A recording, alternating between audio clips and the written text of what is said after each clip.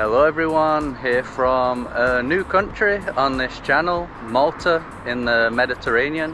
One of two island countries that are in the Mediterranean. So you have Malta and Cyprus, and we're going to be here for a week continuing our trip around Europe in the summer. So I've actually been here before with my parents in 2008, but it's Carol's first time. Yeah, back then we were just like boyfriend and girlfriend, and Chris didn't take me on this trip. But now we're here to explore it together. And the area that we're staying in is called Bourguiba.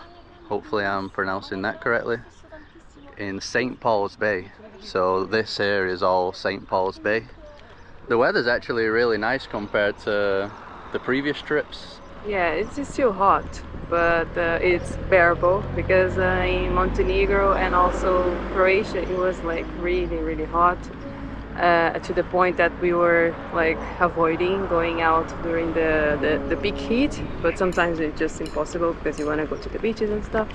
So here it's a bit better and it feels better to go out and explore.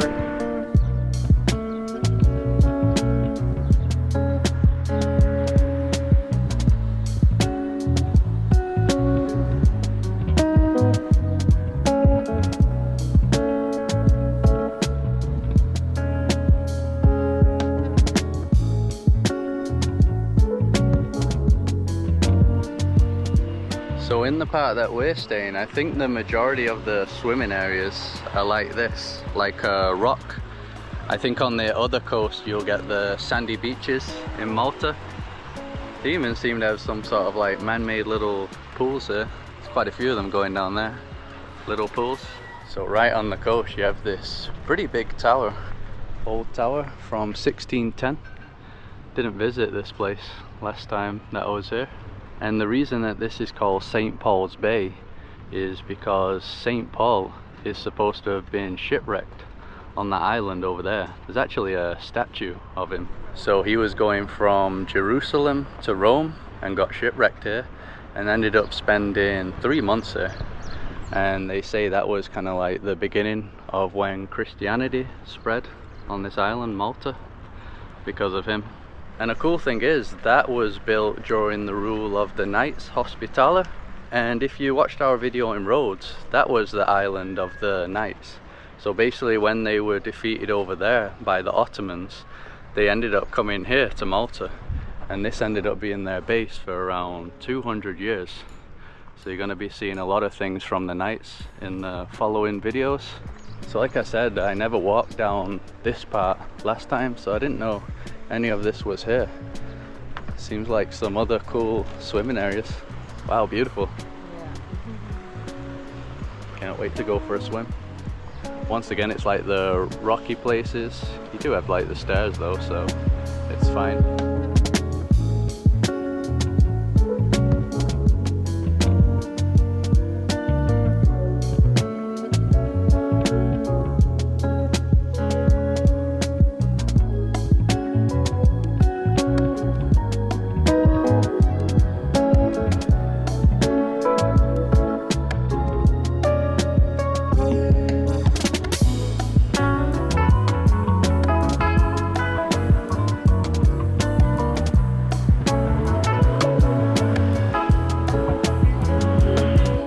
Another thing that I really like about Malta is the sandstone buildings.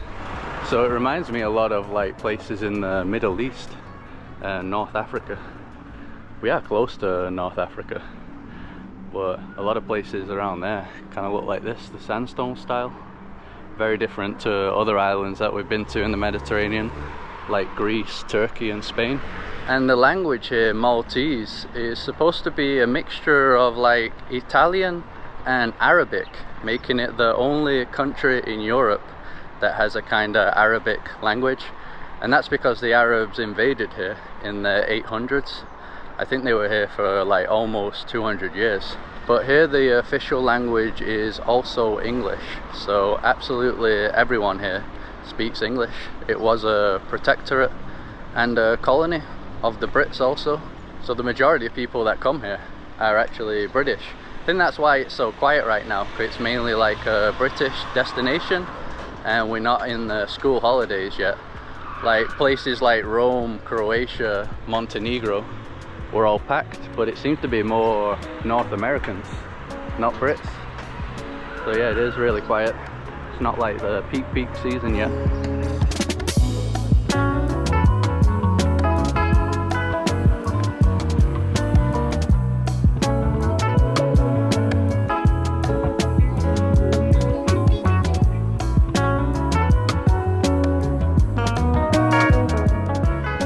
Here you got some of the boat tours that you can do. We'll be doing some of these in the next videos. Comino, I remember that place. We'll go back there again. There's other islands here, Grotto and Comino, that we're going to be visiting. It's going to be real cool. 25 euros. 25 euros? Yeah. Good price? Yeah, things seem to be a lot cheaper here than in Croatia. I think over there in Croatia we paid like 60 euros for a shared boat tour. Yeah. Wow, this one says 15 euros. Goes to Comino and a bunch of places. Yeah, great prices. Wow, look at that beach. So back there is the main square of Bourguiba, full of restaurants, also bars. That's where the nightlife is. Lots of Indian restaurants. If you're in a destination that's popular with the Brits, you get Indian restaurants absolutely everywhere. And Chinese. And Chinese, yeah. There's one over there. I think we're gonna choose a place to swim soon, because where we're trying to go is all the way down there. It looks about 15 minutes away. It's getting warm. Go for a dip and then continue the walk.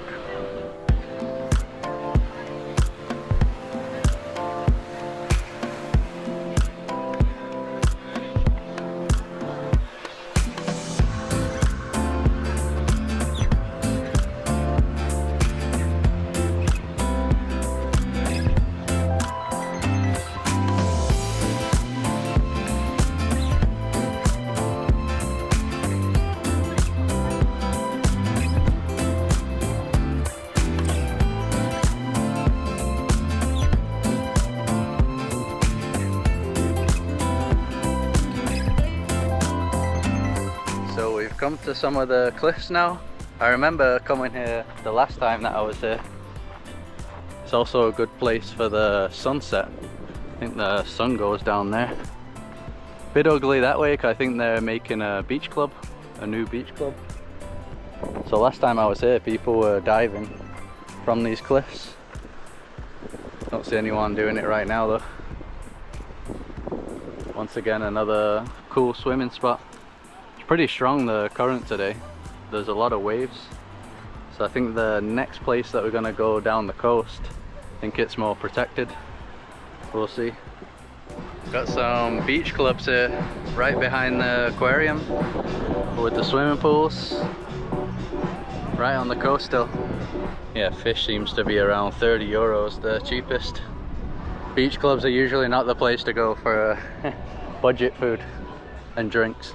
And this is the beach that we wanted to come to. So it's kind of in like a protected bay. You can see the zero waves. That's why I wanted to come to this one. Ponte. So you can see here, like Ponte is kind of like Italian, I guess. Probably. It's in Portuguese we say ponta, so it might come from the Latin. Yeah, but then the others seem like Arabic. Caura.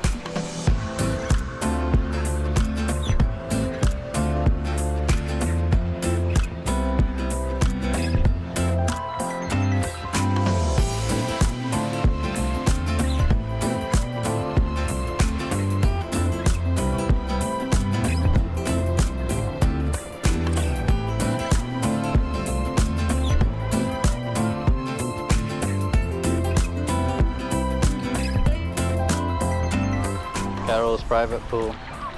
I think I'm gonna go out there. Just gotta work out how to get in. That's fine. Shallow. Slippery rocks though. So in one of the next videos we'll be showing the sandy beaches on this island, not just the rocky ones like today.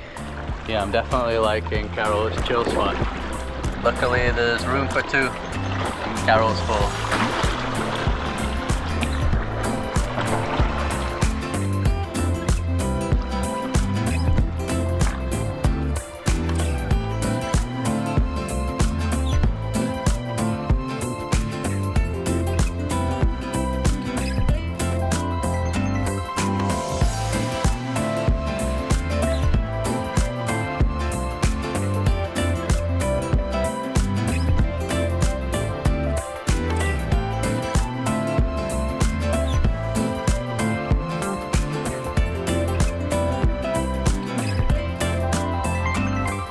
So we come to this place called Seaside Kiosk, right on the beach. Got a great view from here. I think we're both going for the fish and chips, 14 euros. And I also got a beer, small beer bottle, 2 euros. You can get like a cappuccino, €1.60, Americano, 2 euros. So they actually gave me the bigger one. This is 3.10. This is a local beer, Sisk. I had this last time that was here. Really good lager. Malta's finest.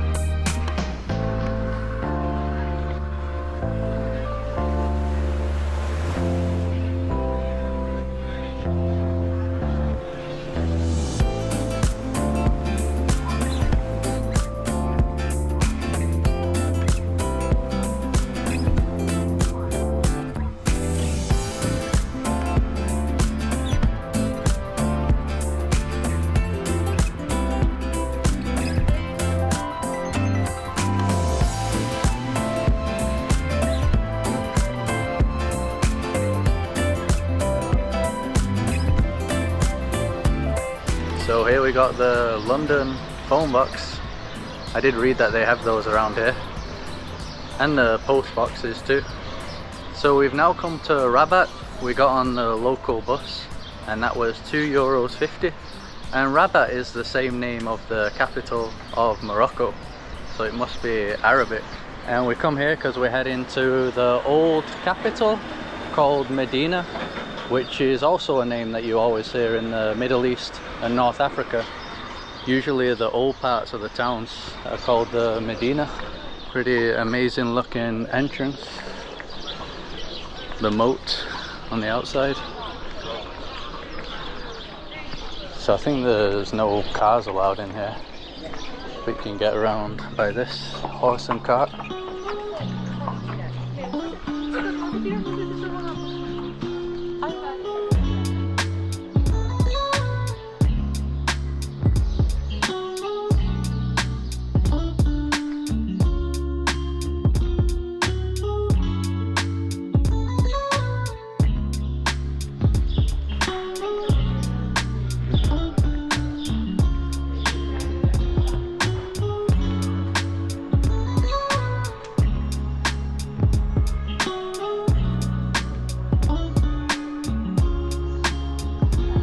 So there was a settlement established here in the Phoenician times, 8th century BC, going that far back.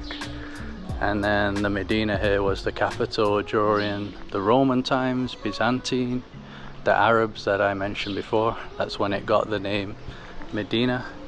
And the Normans were here, the Normans that invaded England.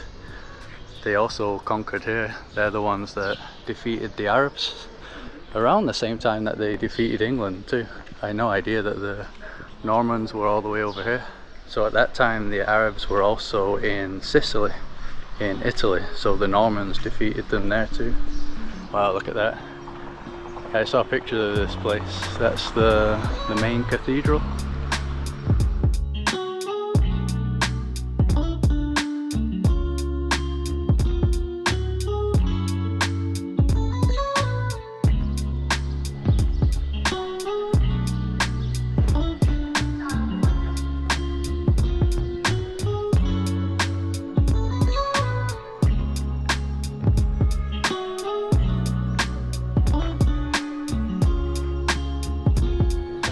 Got a great viewpoint from this part.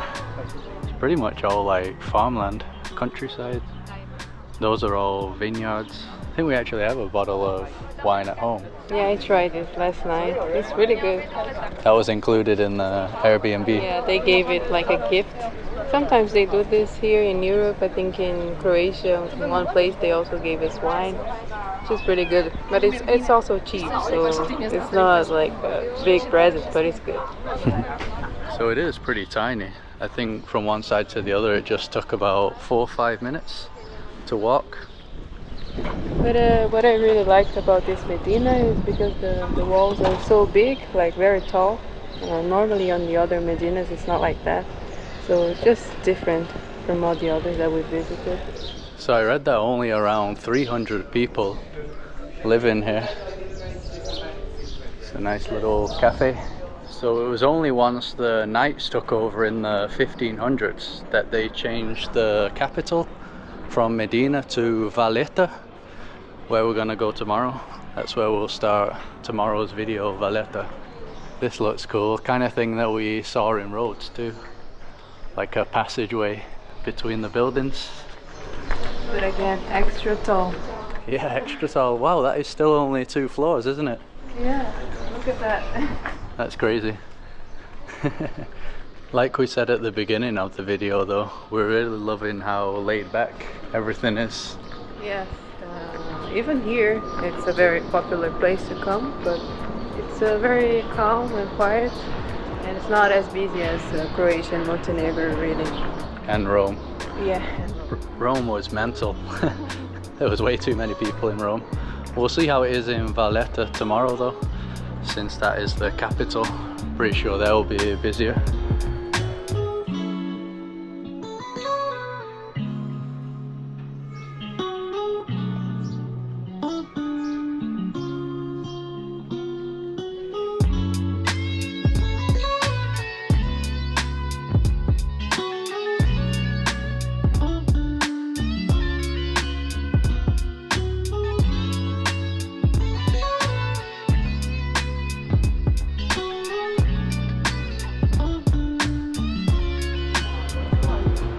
So we stopped at this dessert place outside of the Medina in Rabat.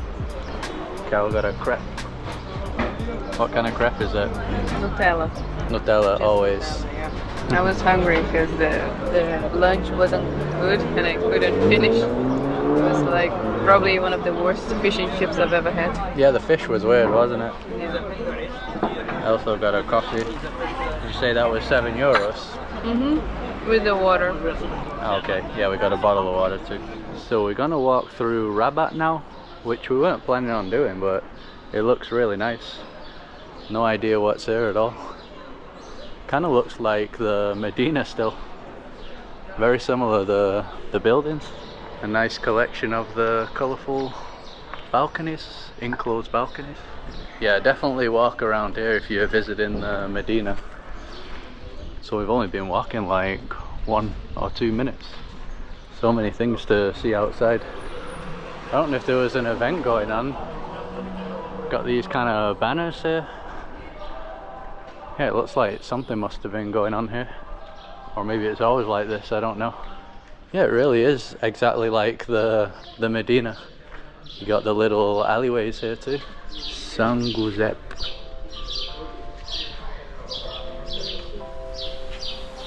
Looks nice with the plants.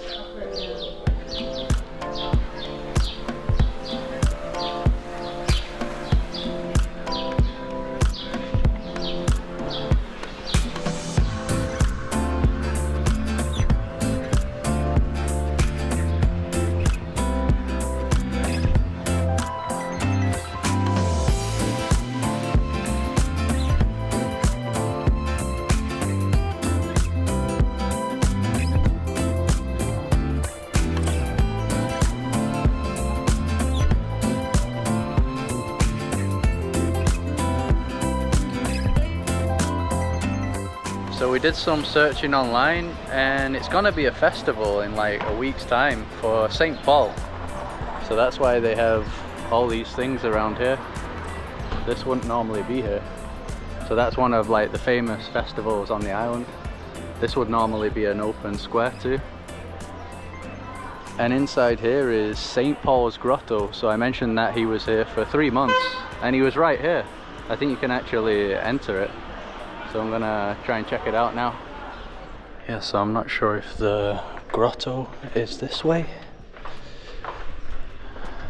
I can't tell what's written here.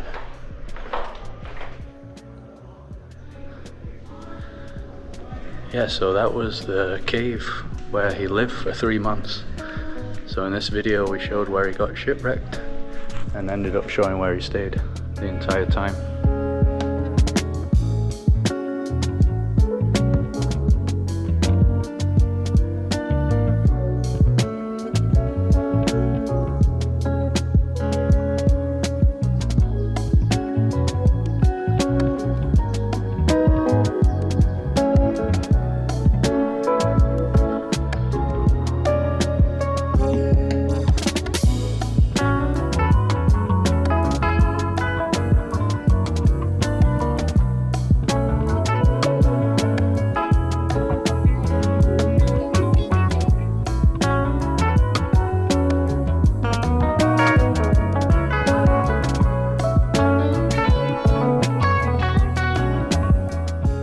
So that's gonna be it for this video. This is the place that we stay in, the apartment.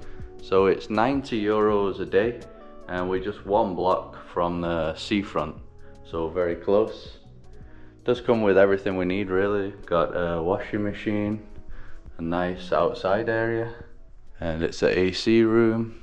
Got a really nice big TV, and then the kitchen also has pretty much everything that we need. And the bathroom is also really good. So plenty more videos coming from here. If you like this one, just drop a like as usual to support us. Subscribe to see more videos like this. Follow us on Instagram, and we'll see you in the next one.